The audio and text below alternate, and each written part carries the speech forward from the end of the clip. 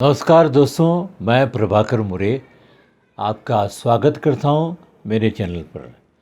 और आज एक ऐसे कलाकार से मैं आपकी मुलाकात करवाने वाला हूं जिनसे मिलने के बाद ऐसा लगता है कि लोग कहते हैं कि इनसे मिलने के बाद संतोष प्राप्त होता है।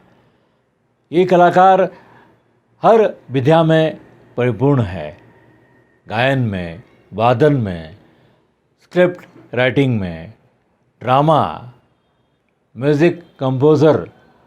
तो आज के हमारे मेहमान हैं संतोष अग्निहोत्री जी।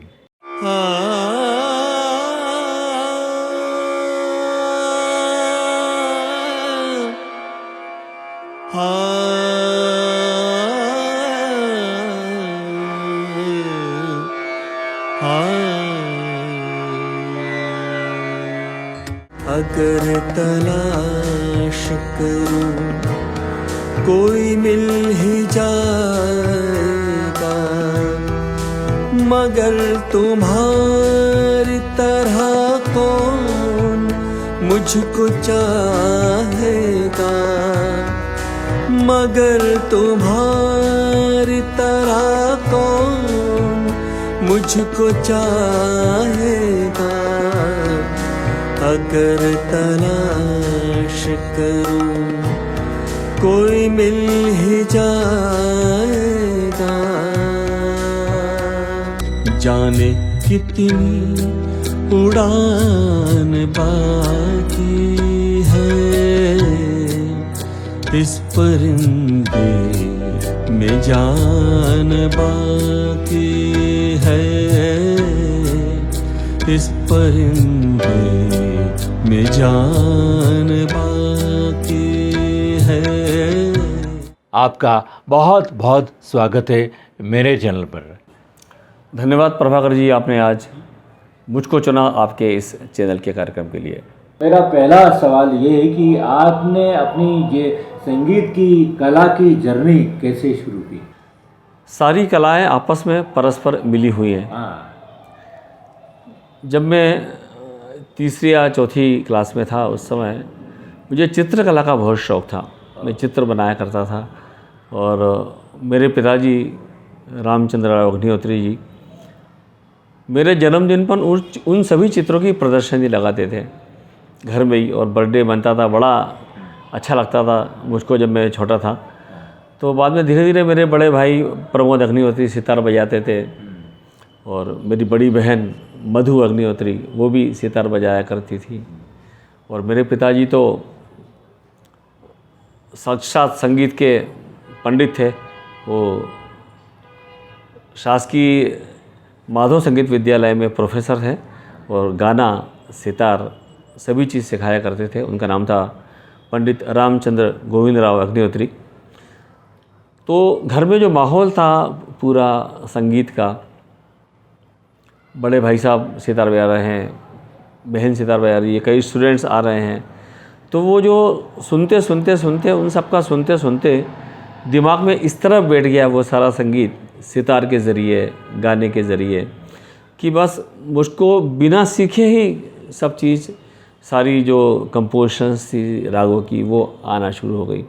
हालांकि मैं संगीत सीखता नहीं था, बड़े भाई और बहन सीखते थे, लेकिन बाद में अचानक मैं घर पे गुनगुनाना शुरू किया तो घर वालों ने बोला, अरे भाई अच्छा गाना गाता है, तो इसको भी कुछ सीखना चाहिए। फिर सिखाना शुरू किया पिताजी ने, पर सिखाना क्या, वो जैसे बोलते आते और मैं आगे आगे बजाता जाता, गाता जाता। तो उन्होंने आश्चर्य किया कि ये सब चीज़ें तुझे कैसे आती हैं। तो मेरा जवाब ये था कि 24 घंटे वही चीज़ सुन रहे हैं घर में, तो ऑटोमेटिक दिमाग में बैठ गया। और बाल्यकाल का जो मन और दिमाग होता है ना, उसकी ग्रेस्पिंग पावर बहुत अच्छी होती है। हम अनायास ही बहुत सारी चीज़ें सीखते जाते हैं। तो वो सीखते सीखते अचानक मुझको सब चीज़ें आना शुरू हो गई। और इसके बाद एक दिन हारमोनियम निकाला मैंने घर से। तो ये ईश्वर की कृपा कहो या जो भी कहो, जिस दिन हारमोनियम निकाला उसी दिन से मैंने पूरा बजाना शुरू कर दिया। अब ये कैसे आया, ये मुझको भी खुद आश्चर्य है। यानी मुझे हारमोनियम कहीं सीखना नहीं पड़ा, जिस दिन निकाला हारमोनियम उसी दिन से हारमोनियम बजाना मैंने शुरू कर दिया। और जब हमारे यहाँ पुताई हो रही थी एक बार, तो पुताई में एक बांसुरी मिली, तो मैंने बांसुरी बजाना शुरू कर दिया। और बांसुरी फिर स्कूलों में, प्रतियोगिताओं में, अभी भी ग्वालियर में मेरे जो साथी लोग हैं, साथ के पढ़े हुए लोग हैं, वो मुझको बतौर बांसुरी वादक ही जानते हैं, क्योंकि उस समय मैं स्कूल में बांसुरी बजाया करता था। सारे फिल्मी गाने और अनूप जलोटा के जितने भजन हैं वो सारे बांसुरी पे निकाला करता था, पर विधिवत तालीम नहीं ली बांसुरी की, और इस तरह चलता रहा। और बाद में फिर वो हारमोनियम था, हारमोनियम हर गाने के साथ में ज़रूरी पड़ता था। तो स्कूल में, कॉलेजों में, ग्रुप सॉन्ग कंपटीशन में सबको मेरे को भेजा करते थे कि भाई आप बजाओ हारमोनियम। तो हारमोनियम का ऐसा चस्का लगा कि दिन के जो 12 घंटे होते हैं अपने सोने के अलावा, 12 घंटे में से 7-8 घंटे हारमोनियम पे रहते थे मेरे सर। जहाँ भी कहीं जाता था हारमोनियम टांग के साथ लेके जाता था कहीं भी। और हमारे मोहल्ले वाले सब मित्र लोग जहाँ भी आते थे, अरे भाई सुनाओ कुछ हारमोनियम पे, तो हारमोनियम पे शुरू किया। लेकिन बाद में जैसे जैसे समझ बढ़ती गई, और हारमोनियम में एक समस्या ये थी कि हर एक किसी के साथ बजाना पड़ता था हारमोनियम, भले ही बेसुरा हो, बेताला हो। तो हमने सोचा कि अब क्यों ना पर गाना गाना शुरू किया जाए। तो बाद में मैंने फिर गाना शुरू किया और गाना सीखना शुरू किया। हम म्यूज़िक कॉलेज ग्वालियर में ही पिताजी से भी सीखा। और उसके बाद जब हम विज्ञान प्रदर्शनी में गए थे भोपाल स्कूल की तरफ से, तो वहाँ पर एक हमारे साथ में एक वो प्रतिभागी थे, वो उनने अपना जो प्रोजेक्ट बनाया था विज्ञान प्रतियोगिता का, विज्ञान प्रदर्शनी में, वो साउंड के ऊपर बना था कि स्टीरियो साउंड कितना साफ़ सुथरा अच्छा आता है, उसके ऊपर उन्होंने प्रोजेक्ट बनाया था। तो उन्हें एलपी लगाया उसके ऊपर। तो एलपी में जगजीत सिंह जी का एलपी लगाया उन्होंने, अनफॉरगेटेबल सॉन्ग्स। उसके अंदर बात निकलेगी तो दूर तक जाएगी, आहिस्ता। जब वो साउंड मैंने सुना जगजीत सिंह जी का, तो मुझको लगा कि हाँ, मेरी अब यात्रा यहीं से शुरू होगी। इतना सुंदर गाना उससे पहले न कभी मैंने सुना था, न उसके बाद मैंने सुना। तो अपना आराध्य मैंने जगजीत सिंह जी को ही बनाया। और मैं बड़ा खुशकिस्मत हूँ कि मुझे कई बार उनसे मिलने का मौका मिला, उनका आशीर्वाद मिला। और वो किस तरह रियाज़ करना चाहिए, किस तरह करना, इसकी गाइडेंस मिला, इसका मार्गदर्शन मिला। तब से इस तरह मेरा सफ़र शुरू हुआ। तो जगजीत सिंह जी को मैं कैसे उपकृत करूं, तो मैंने उनसे ही बोला कि आपका जन्मदिन 8 फरवरी को होता है, तो हर 8 फरवरी को, ये बात है 2005 की, 2005 से अभी तक लगातार जगजीत जी का जन्मदिन पर मैं कार्यक्रम उन्हीं की गज़लों का करने की कोशिश करता हूँ। हालांकि जगजीत सिंह जैसा कोई नहीं गा सकता उनके अलावा, पर हम उनका 1%, 2% भी गा सके तो उनके लिए बहुत बड़ी श्रद्धांजलि है। और जगजीत जी बड़े प्रसन्न होते थे ये बात जानकर कि उनके जन्मदिन पर कोई कार्यक्रम कर रहा है। और मैं इकलौता व्यक्ति था जो उनके जन्मदिन पर कार्यक्रम करता था। हालांकि उनके इंतकाल के बाद तो पूरा ज़माना शुरू हो गया उनके कार्यक्रम करने के लिए। तो इस तरह हो जाए गज़ल की। उनकी जो सबसे पसंदीदा और सबसे पॉपुलर गज़ल थी, बात निकलेगी तो दूर तलक जाएगी, उसी की मैं 2 लाइनें सुनाता हूँ। बात निकलेगी तो फिर दूर तलक जाएगी, बात निकलेगी तो फिर दूर तलक जाएगी। तो मुखड़ाई इसका इतना बेहतरीन है, नज़्म बहुत लंबी है। तो आपकी शुरुआती दौर की कहानी थी, आपका जन्म कहाँ हुआ? मेरा जन्म ग्वालियर में ही हुआ। अच्छा, और पढ़ाई भी वहाँ? पढ़ाई, शालेय शिक्षा, कॉलेज की शिक्षा मेरी सब ग्वालियर में ही हुई।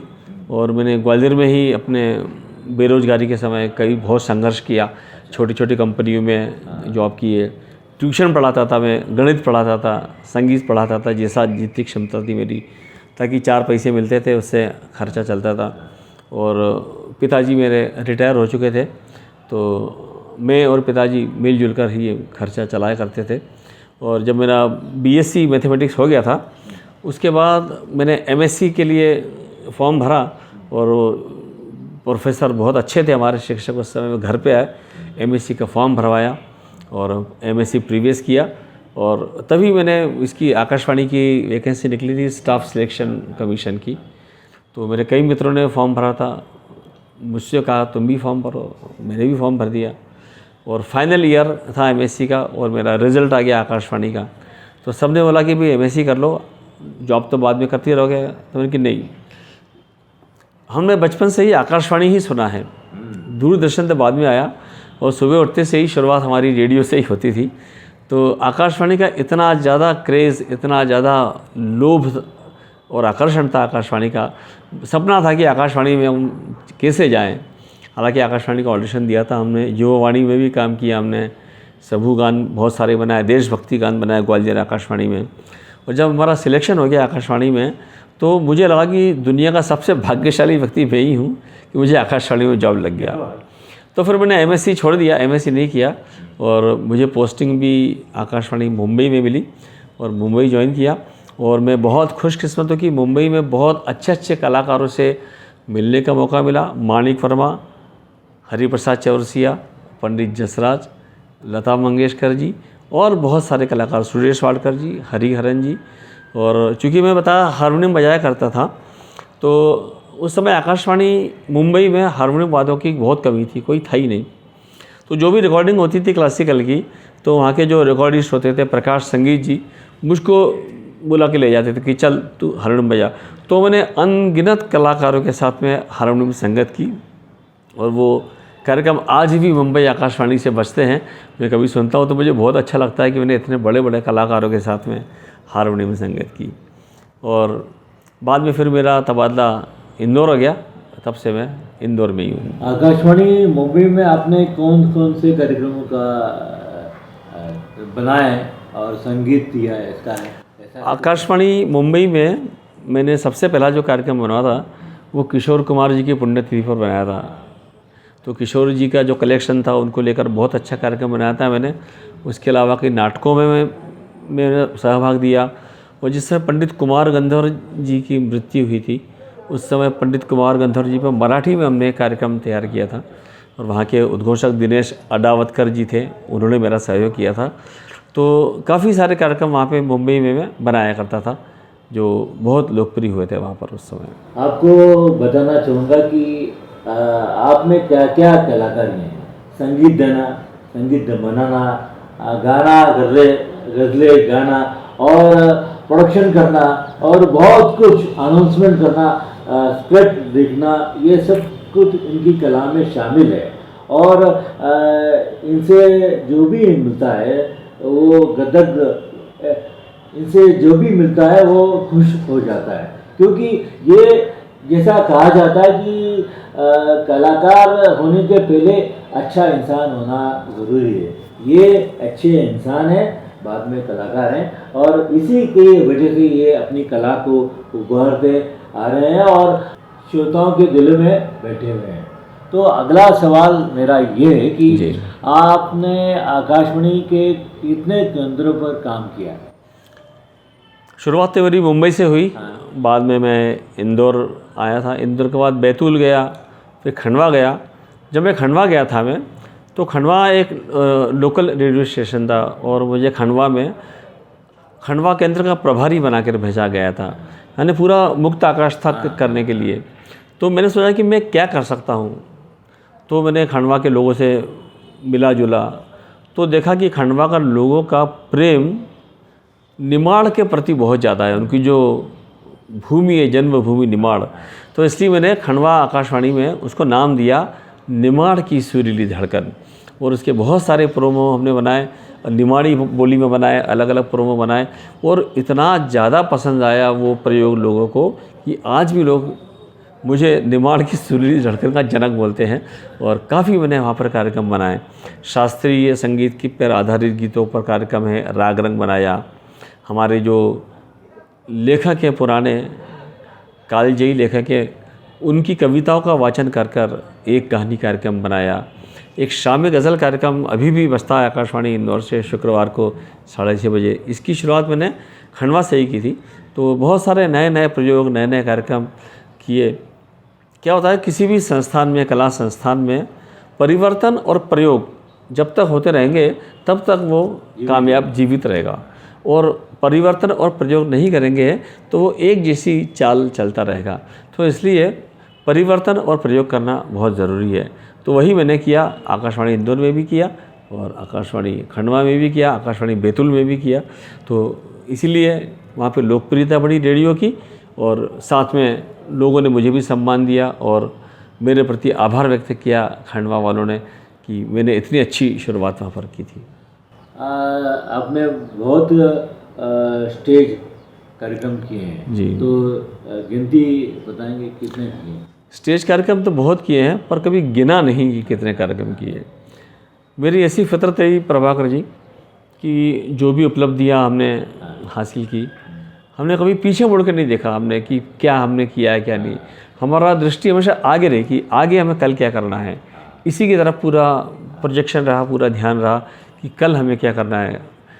करने के मैं एक बार बताना भूल गया कि आकाशवाणी में जो मेरे गुरु हैं उनका बहुत बड़ा योगदान है मेरे व्यक्तित्व विकास में और मेरे कला के विकास में।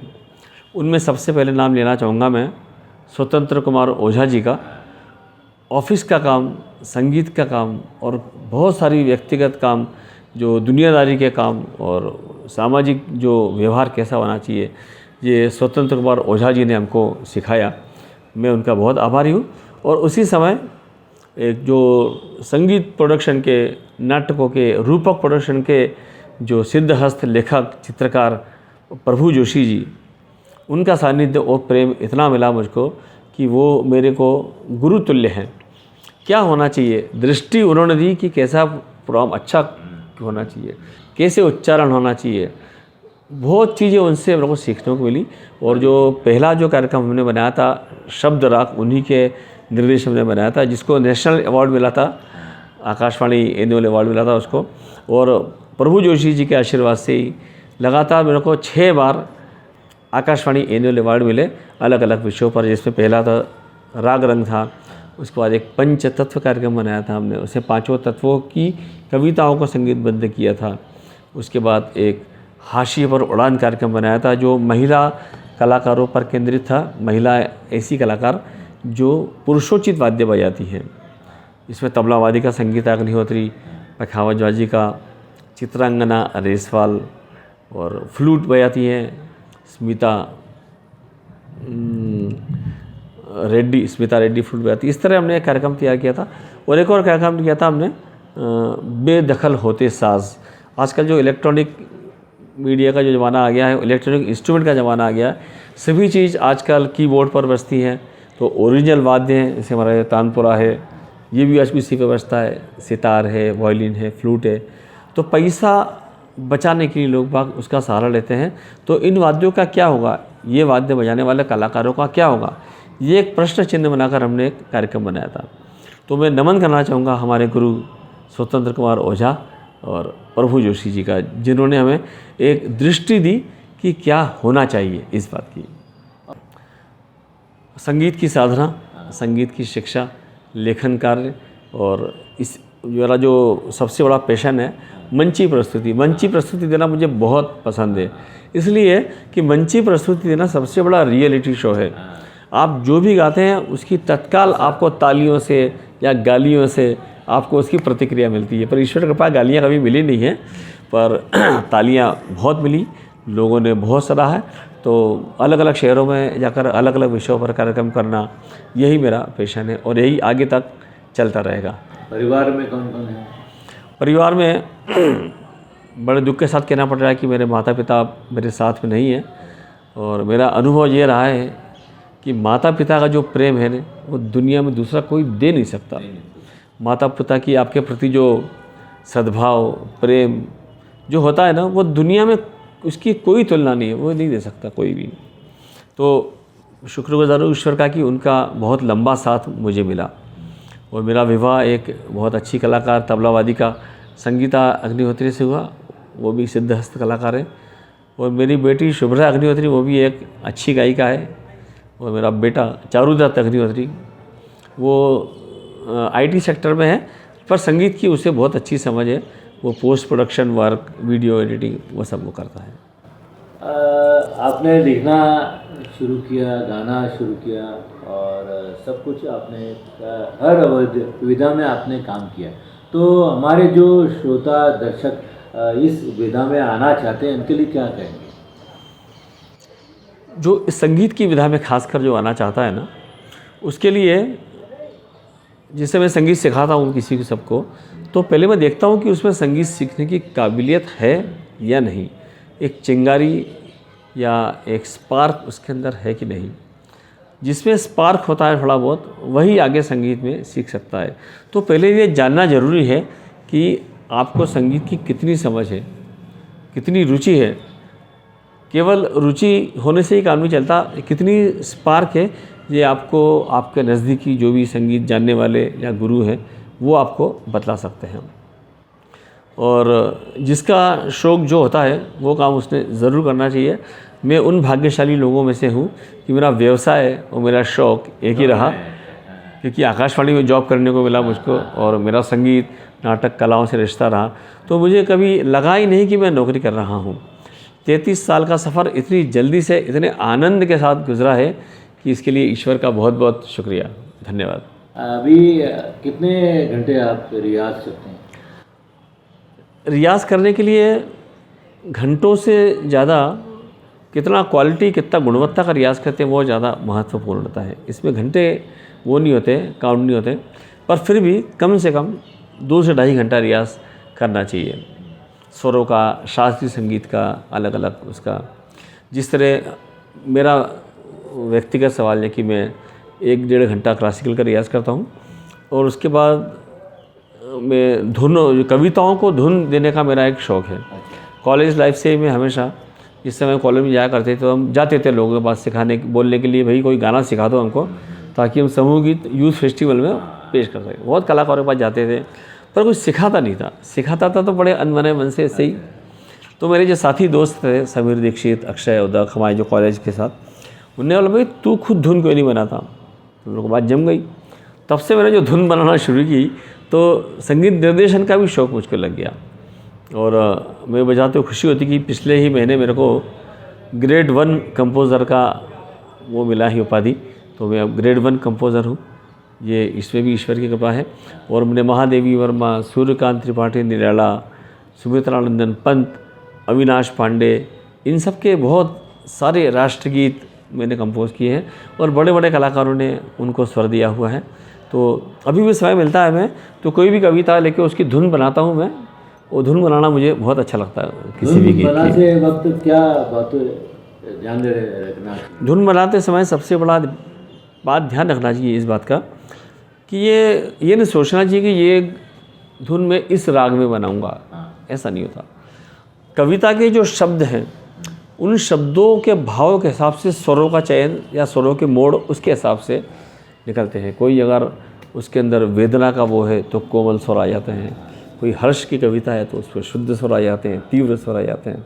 तो इस तरह चयन किया जाता है स्वरों का कविता बनाते समय। और कुछ बोलना चाहेंगे? बस मैं ये बोलना चाहूँगा कि जिसका जो भी शौक़ है उस शौक़ को ज़रूर पूरा करने की कोशिश सबने करना चाहिए। और अपना व्यवसाय हो सके तो उस शौक़ के दरमियान इर्द गिर्द घूमने वाला व्यवसाय ही करें तो सफलता मिलती है और अच्छा रहता है। और अगर कोई संगीत के लोग हैं तो रियाज़ ज़रूर करें। रियाज़ से एक बहुत सारी ऊर्जा मिलती है, इसे बोलते हैं कॉस्मिक एनर्जी। संगीत का रियाज़ ऐसा है कि संगीत का रियाज़ करते समय हम दुनिया से कट जाते हैं, हमें दुनिया का भान नहीं रहता। उस समय केवल तानपुरे के स्वर और अपनी आवाज़ और आत्मा एकाकार हो जाती है। तो जो सकारात्मक ऊर्जा मिलती है उससे बहुत अच्छा महसूस होता है। तो मैं सभी से करूँगा कि रियाज़ के लिए जितना समय मिल सके वो ज़रूर निकालें और अपने गुरुओं के प्रति अपनी आस्था रखें, अपने माता पिता की सेवा करें। फिर से कहूँगा कि माता पिता वापस नहीं मिलते, जितना उनका साथ है उनकी पूरी सेवा करें और उनका आशीर्वाद ज़रूर लें। आपने मुझे वक्त दिया और हमारे श्रोताओं को ये बहुत ही उपयोगी जानकारी प्रदान करी, उसके लिए आपका बहुत बहुत धन्यवाद। प्रभाकर जी, आपका भी धन्यवाद, आभार, जो मुझे इतने सारे श्रोताओं के, दर्शकों के सामने मेरे विचार रखने का अवसर दिया। धन्यवाद, नमस्कार। ये कहानी तेरे दीवाने की ये कहानी तेरे दीवाने की। जैसे चलती हुई जवानी की ये कहानी तेरे दीवाने